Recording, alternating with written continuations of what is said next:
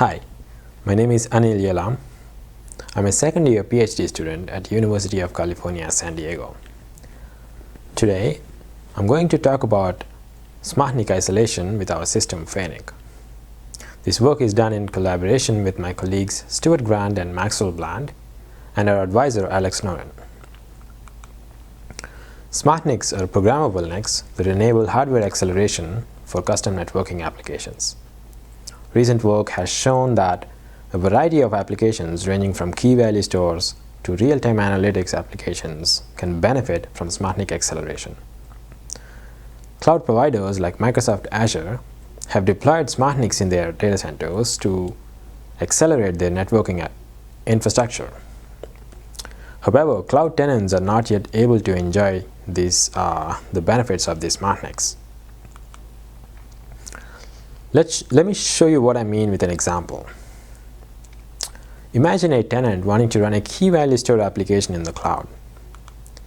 In the cloud setting, tenant applications are run in virtual machines on a hypervisor so that they do not affect other tenants' applications. Past work has shown that the key value store can benefit from SmartNIC acceleration, and for that the tenant needs to download the code onto the SmartNIC. However, downloading code is not currently allowed in cloud, as code is untrusted and could affect other tenants using the NIC. To enable this scenario, clouds require a hypervisor-like isolation on the SmartNIC itself. In this work, we provide such a system, which we call FairNIC, that enables multiple tenants to download their code onto the SmartNICs. Complete isolation on the SmartNIC requires both performance isolation that enables quality of service guarantees along with security isolation that addresses issues like memory safety, side channels, privacy, etc. In this work, we focus exclusively on performance isolation. We assume an environment where the applications are generally trusted from a security standpoint. An example of such an environment could be the software as a service model, where the cloud providers compile and write a set of applications, and tenants could only choose one of these applications to download to the NICs. SmartNIC performance isolation is necessary because the crosstalk is entirely possible. To demonstrate this, we run a key value store application that is on the SmartNIC with on-NIC caching that accelerates the key value store application. We measure the latencies of the request served by the key value store when it's running by itself. The plot on the right shows the distribution of these latencies. Next, we add a SmartNIC application alongside the KVS application that contends for the same SmartNIC resources. In absence of isolation, the other SmartNIC application could cause resource contention and therefore increase the latencies of key value store application, as we can see here, by a couple of orders of magnitude. With isolation provided by FairNIC, the performance could come back to normal. We will describe how FairNIC does this later in this talk. So we make the following contributions in this work. We identify resource contention hotspots on the SmartNIC and provide fair sharing techniques while preserving the line rate computation on these NICs. We implement a system that uses these techniques and enables multiple tenant applications to run simultaneously while ensuring performance isolation between them. We implement these techniques and we evaluate these, and finally we demonstrate our system in a realistic cloud scenario. To understand the challenges in achieving performance isolation on SmartNICs, let's take a look at one. In our work, we use Cavium Liquid I/O SmartNICs that were generously donated to us by Marvell Technologies. Our NICs are system-on-chip based and runs custom C programs, and they operate at 25 gigabit per second. Let's look at the architecture of these NICs. Firstly, like traditional NICs, the the SmartNIC hosts a highly configurable ingress and egress engines that enable a variety of traffic scheduling at line rate. To enable programmability, the NICs host a processor subsystem with a lot of cores and L1 and L2 caches and DRAM. Finally, they also host a set of coprocessors that are specially designed to accelerate common networking tasks such as compression, encryption, etc. Achieving performance isolation on a heterogeneous hardware like this with a lot of hardware pieces involves identifying all the performance bottlenecks that could be, points of contention and properly sharing them. In our SmartNIC, we find that all these resources that we just looked at, cores, caches, coprocessors, and ingress and egress engines, all of these could become points of contention.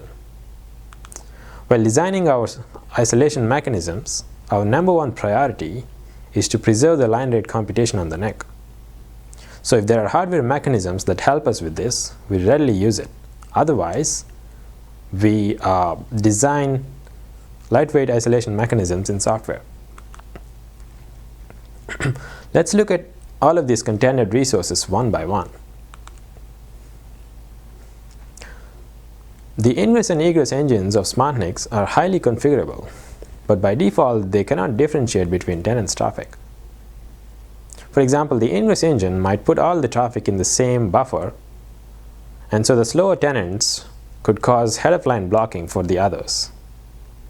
Similarly, the egress engine cannot tell between tenants' traffic and also only performs round-robin scheduling by default, which does not account for different packet sizes. With FairNIC, we configure these engines to be able to identify the tenant's traffic and deal with them separately.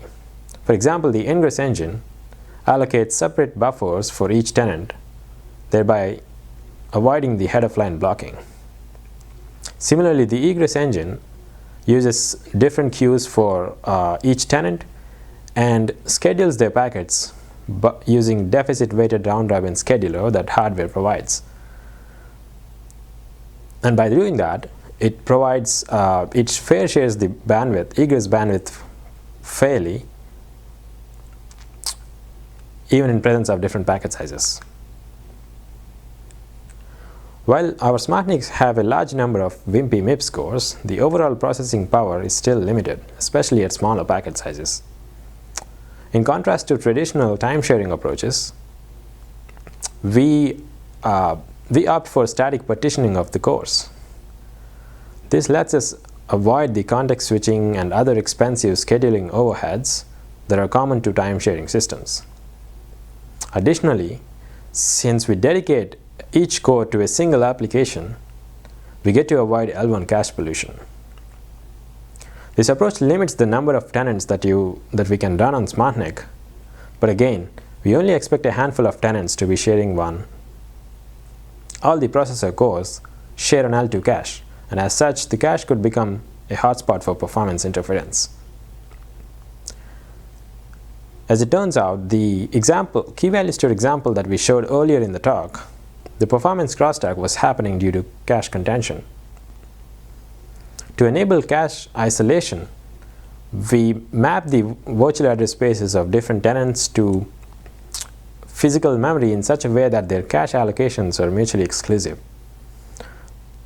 This solution essentially restricts or splits the cache into multiple regions for different tenants. While this limits the maximum available cache size for a particular tenant, it provides strict isolation.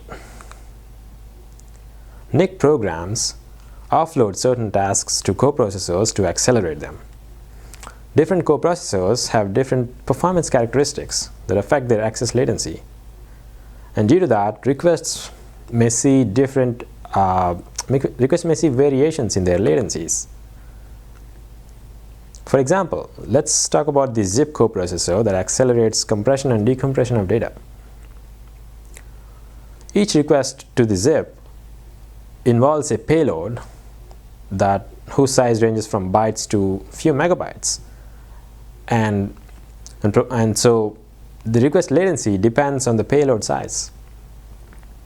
Similar to how the egress bandwidth could be manipulated by using different packet sizes, apps with bigger payloads can gain disproportionate share of ZIP's bandwidth. It doesn't help that the default access pattern is first in, first out, with no respect to variations in request latencies.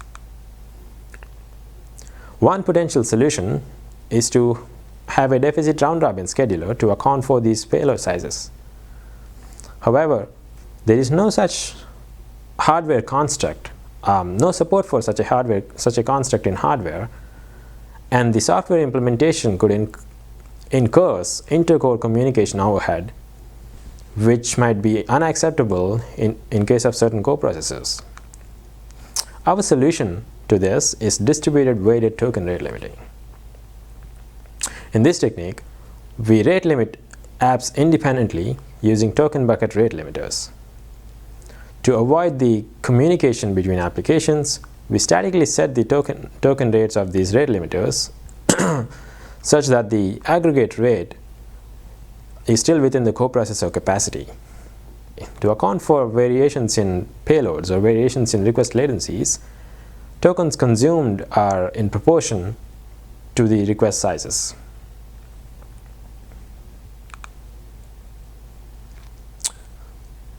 Now that we have isolation mechanisms in place, let's see how we implement FairNIC in our SmartNIC. Programs on our SmartNIC are written in C and are compiled with a simple runtime called Cavium Simple Executive that provides library functions to access NIC hardware. We implement FairNIC as a shim layer between Cavium Simple Executive and the applications running on top of it. We implement our isolation mechanisms within this shim layer.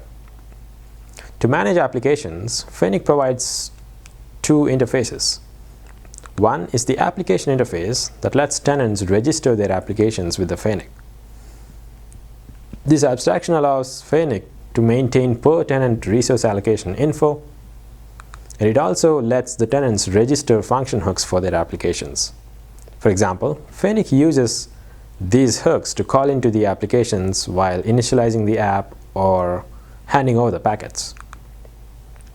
FairNIC also provides a hardware access interface through which applications access the shared hardware while going through FairNIC's isolation mechanisms. We evaluate FairNIC in two parts. First, we evaluated each of our isolation techniques independently under stressful conditions using micro benchmarks. Due to time constraints, we do not elaborate on these results in this talk. We refer you to the paper for more details on these. In this talk, we will show an experiment which is designed to answer the following question: is SmartNIC performance isolation practical? Specifically, does FairNIC provide performance isolation while preserving the line rate computation of the NIC in a very realistic cloud setting? For this experiment, our testbed consists of a beefy Intel server equipped with a Cavium SmartNIC. We run applications in virtual machines on KVM, and we assign these virtual machines to 6 different tenants, with each tenant getting 1 or 2 VMs. 4 of these tenants run a key value store application, each in its own VM, with an accelerated component on the NIC. 2 other tenants have 2 VMs each, with a OVS NIC open virtual switch NIC application that load balances the incoming traffic onto these 2 VMs. We run NIC applications on 15 of the available 16 cores. We allocate 3 and 4 cores to each of the OVS applications respectively, and each KVS application gets 2 cores. The computational requirements of these 2 apps are different, and the core allocations that we gave them such that the KVS applications are relatively over-provisioned. That is, they are easily able to serve the traffic that they get, while the OVS applications are relatively under-provisioned. We'll see why this is when we discuss the results. We send the traffic at line rate, which is 25 gigabit per second from a remote client, and each tenant gets equal share of incoming traffic, which is 4 gigabit per second offered load for each tenant. We look at the throughput delivered by each tenant while we vary it along the packet sizes. The KVS tenants shown in dashed lines all see similar throughput as we give them the same number of NIC cores, while the OVS tenants see different throughputs, again because we give them different NIC core allocations. But the interesting thing is OVS tenants are more computationally intensive, so even though we give them bigger core allocations, they still see lower throughput than KVS. But let's move on to the more interesting parts of this plot. As you can see in the green box, at higher packet sizes, all the tenants are able to completely service their load. So in this regime, the tenants have enough resources to serve their load, and so isolation is not really necessary. But one interesting takeaway from here is that the NIC is running at line rate, and this shows that as long as the applications have enough resources to serve their load, FairNIC doesn't hurt their ability to do so. That is, in other words, FairNIC doesn't hurt the line rate computation on the NIC. The more interesting region of this plot is the oversubscribed regime, where some or all the tenants struggle to keep up with their load, and because they don't have enough resources to serve their load, and so they might end up affecting others. And this is the regime where the isolation becomes important. Let's pick a data point and look at their latencies to see if FairNIC, to demonstrate the FairNIC's isolation. We pick a data point at 1000 bytes packet size where the KVS applications are over-provisioned. That is, they are able to serve their traffic, and so they should see low latencies because their queues are not building up. While the OVS applications, both of them are, one is slightly but the other fully oversubscribed. So their queues build up and they should see higher latencies. But if the isolation exists, the OVS applications should not affect the KVS ones because they need more resources. So let's see if that happens. And so there it is. We plotted the distribution of latencies of each application, and we see that all the KVS applications see lower latencies than both the OVS ones, and the OVS ones see higher latencies, which is roughly proportional to the amount of the oversubscription that they see. And the key point is that the OVS ones does not affect the latencies of key-value store application tenants. So this shows that the FairNIC provides performance isolation and also at the line rate, as we showed before. To conclude, we provide FairNIC, a framework that allows multiple SmartNIC applications to run simultaneously while providing performance isolation. We develop lightweight techniques that enable us towards this goal of performance isolation, and we evaluate these techniques in a realistic cloud scenario. We would like to thank Marvell Technologies for generously donating us the SmartNIC hardware that enabled this work. And finally, on behalf of the FairNIC team, thank you for listening.